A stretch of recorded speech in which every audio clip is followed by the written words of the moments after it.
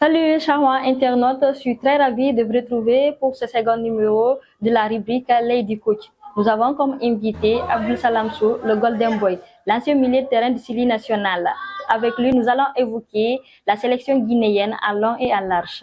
Le Sili national est actuellement en préparation à Abu Dhabi en vue de la CAN. Étant ancien sociétaire du Sili national, quel est votre regard sur l'équipe guinéenne?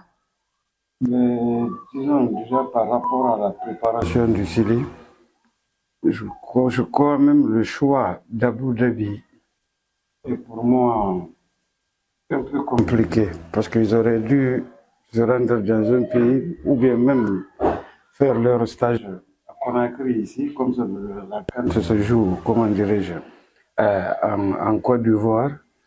Et vu le climat, ils auraient dû choisir un pays limitrophe, le Sénégal ou bien à Yorokogia. Qu'est-ce qu'il faut pour une bonne compétition de notre équipe nationale? Le plus important lors des phases finales, il faut avoir, comment dirais-je, voir 12-13 joueurs qui sont en très grande forme au bon moment et ils pourront faire une très bonne canne. Il faut avoir 12-13 joueurs qui ont vraiment le même niveau, qui sont prêts physiquement, techniquement, mentalement, pour faire une très bonne canne. Vous avez vécu des moments pareils en sélection. Quel est votre conseil à vos jeunes frères? Disons par rapport à cette équipe du Sili que je ne connais pas très bien, c'est une jeune génération. Certains parmi eux, ça va être leur première Coupe d'Afrique qui n'est pas du tout facile à gérer par rapport à déjà notre poule qui est vraiment le poule de la mort. Et j'espère que les enfants s'en sortiront. Mais il faut être en très grande forme au bon moment.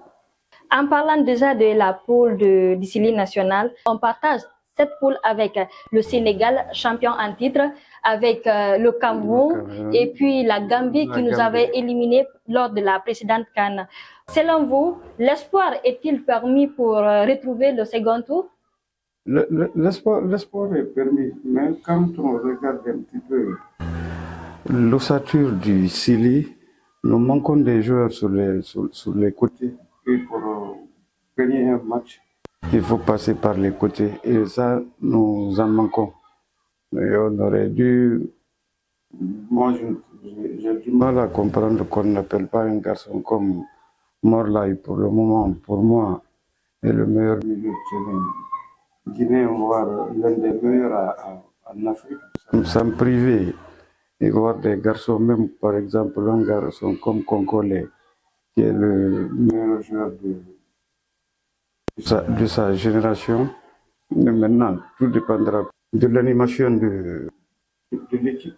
Sur les côtés, nous manquons des joueurs, des vrais flancs. Des vrais flancs, okay. Des vrais flancs, et ça, nous en manquons. Et comme Kaba n'a pas cherché, et de leur souhaiter surtout une très bonne campagne. Tout à fait. Moi, le seul flanc qu'on a en profil actuellement, c'est François Kamano. Et même lui, il a du mal à se retrouver en club. Et quel conseil est-ce que vous avez pour Kaba Diawara pour qu'il y ait une bonne compétition en Côte d'Ivoire? Disons par rapport à Kaba, je dirais surtout qu'ils essayent d'avoir une très bonne ambiance déjà au sein du groupe et d'être transparent aussi par rapport aux joueurs qui vont être titulaires lors de cette CAN. Parce que, comme je l'ai toujours dit, quand nous manquons de flancs, ça devient très compliqué. Et le football guinéen, nous avons toujours eu de très bons ailiers et on n'en manque pas. Mais bon, c'est un choix du sélectionneur. Je n'aimerais pas le critiquer par rapport à sa sélection parce que c'est son choix à lui. Est-ce que vous avez un conseil pour les joueurs du Sili national, vos jeunes frères, pour qu'ils puissent amener la Guinée un peu plus loin dans cette compétition? Mais disons, c'est à eux de se battre. Parce que ça va être peut-être l'une des plus belles cannes, parce qu'Abidjan, c'est une ville de joie de football. Et c'est toujours de se battre. Mais quand tu te bats, quand tu portes le maillot rouge, jaune, vert, c'est que tu dois tout donner.